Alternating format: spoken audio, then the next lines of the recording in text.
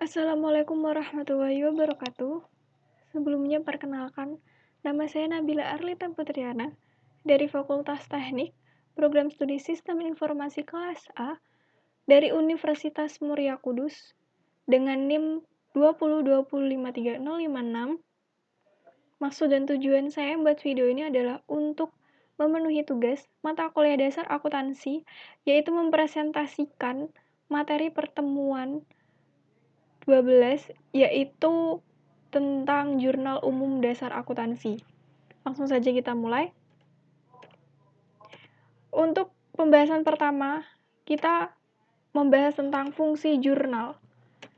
Fungsi jurnal ada 3, yaitu fungsi analisis, fungsi pencatatan, dan fungsi historis.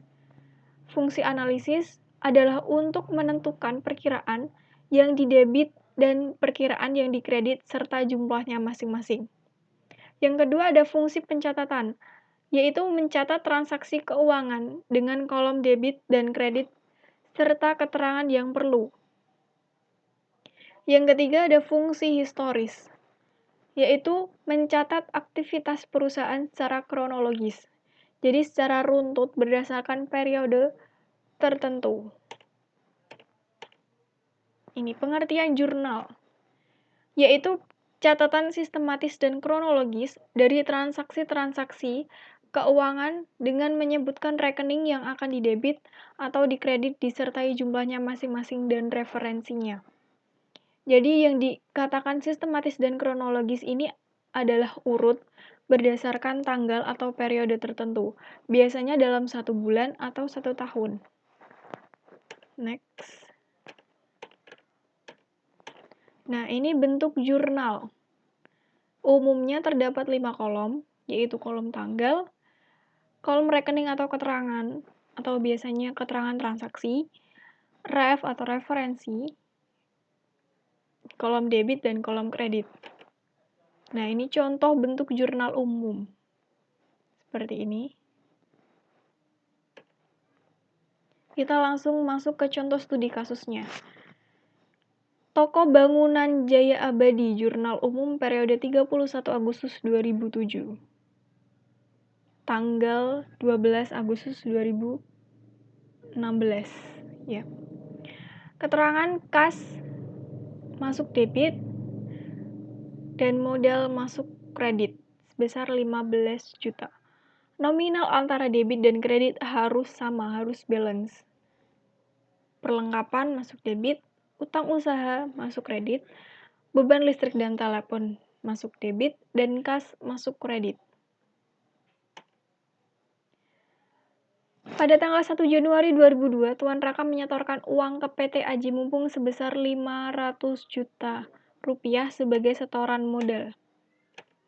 Nah, keterangannya kas bertambah 500 juta, modal bertambah 500 juta.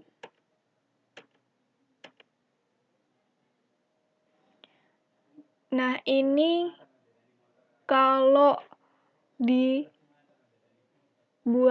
akun teh, jadi ini ada ada keterangan transaksinya, kas. Nah, ini jika dibuat jurnal umum. Jadi kas sebelah kiri masuk debit dan modal sebelah kanan masuknya kredit. Next, tanggal 5 Januari 2002, perusahaan membeli sebuah mobil seharga 150 juta secara tunai. Keterangannya kendaraan akan bertambah 150 juta dan kas akan berkurang karena untuk membeli mobil maka kas akan berkurang.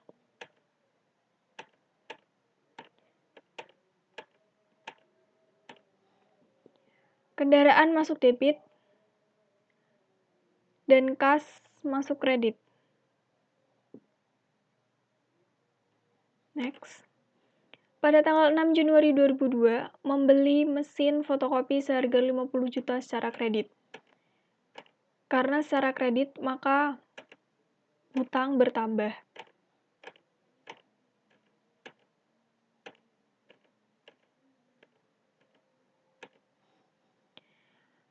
peralatan masuk debit, dan hutang masuk kredit. Nih. Lanjut, pada tanggal 15 Januari 2002, dibayar beban telepon sebesar 1 juta.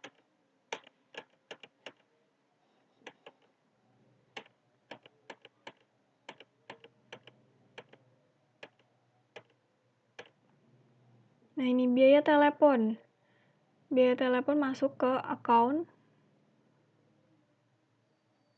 kas. Biaya telepon tadi masuk ke debit, dan kasnya masuk ke kredit.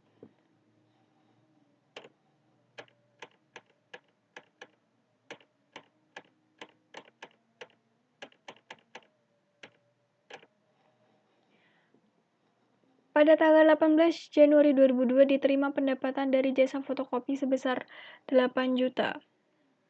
Jadi kas dan pendapatan bertambah karena pendapatan dibayarkan secara tunai, maka bertambah. Jadi kas masuk debit 8 juta, pendapatan masuk kredit 8 juta. Jadi debit belum tentu merupakan penambahan dan kredit belum tentu merupakan pengurangan. Jadi jika ada pengurangan, belum tentu selalu masuk kredit, dan jika ada penambahan belum tentu selalu masuk debit. Jadi harus tahu di mana harus masuk debit dan di mana harus masuk kredit. Pada tanggal 26 Januari 2002 dibayar asuransi sebesar 750. Nah, ini biaya asuransi 750, biaya beban asuransi masuk ke debit 750, kas masuk ke kredit 750. Lanjut, pada tanggal 21 Januari 2002, perusahaan telah menyelesaikan jasa fotokopi sebesar 5 juta, tetapi uangnya belum diterima. Jadi ini masuknya piutang karena pendapatan secara kredit. Pendapatan secara kredit itu pendapatan yang dia sudah itu merupakan hak perusahaan, tetapi belum dibayarkan secara tunai. Uangnya belum diterima dari pelanggan ke perusahaan, tetapi itu sudah menjadi hak pendapatan dari perusahaan tersebut. Jadi masuknya piutang perusahaan, masuk debit, pendapatannya masuk kredit. Lanjut, pada tanggal 5 Maret 2002, Tuan Rangga menyetorkan uang ke perusahaan sebesar 50 juta.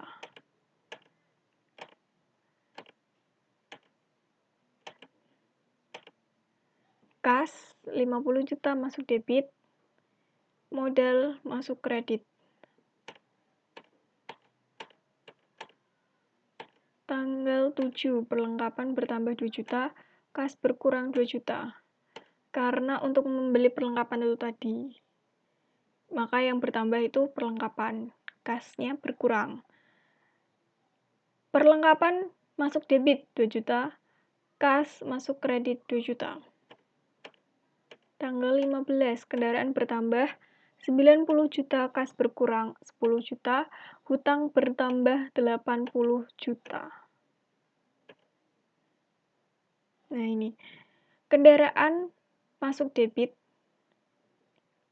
kas masuk kredit 10 juta, dan hutang 80 juta masuk kredit. Ini hutang. Pada tanggal 17, nih, transaksi peralatan bertambah 30 juta, kas berkurang 30 juta. Jadi peralatan masuk ke debit dan kas masuk ke kredit. Lanjut, tanggal 22, biaya telepon bertambah 500.000, kas berkurang 500.000. Nih, bertambah 500.000, kas berkurang 500.000. Masuk ke kredit, sedangkan biaya telepon ini masuk ke debit. Lanjut, tanggal 25, hutang berkurang 3 juta, kas berkurang 3 juta. Hutang masuk debit dan kas masuk kredit. Ini. Lanjut tanggal 26, kas bertambah 10 juta, pendapatan bertambah 10 juta. Jadi kas masuk ke debit, karena ini pendapatan secara tunai, jadi langsung dibayarkan. Pendapatan masuk ke kredit. Tanggal 27, piutang bertambah 25 juta, peralatan berkurang 25 juta. Piutang masuk debit, peralatan masuk kredit.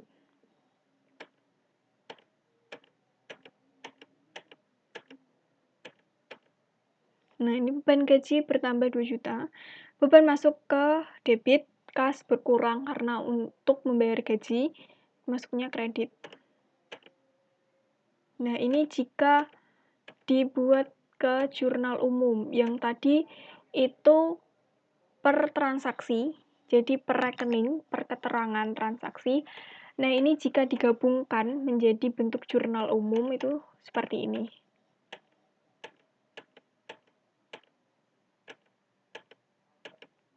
Itu gabungan dari jurnal umum yang tadi, potongan-potongan itu per transaksi. Nah, ini gabungannya. Jadi, tanggal masuk, tanggal, rekening atau keterangan transaksinya apa, terus itu masuk debit atau kredit. Jadi, dijadikan bentuk jurnal umum. Nah, seperti ini.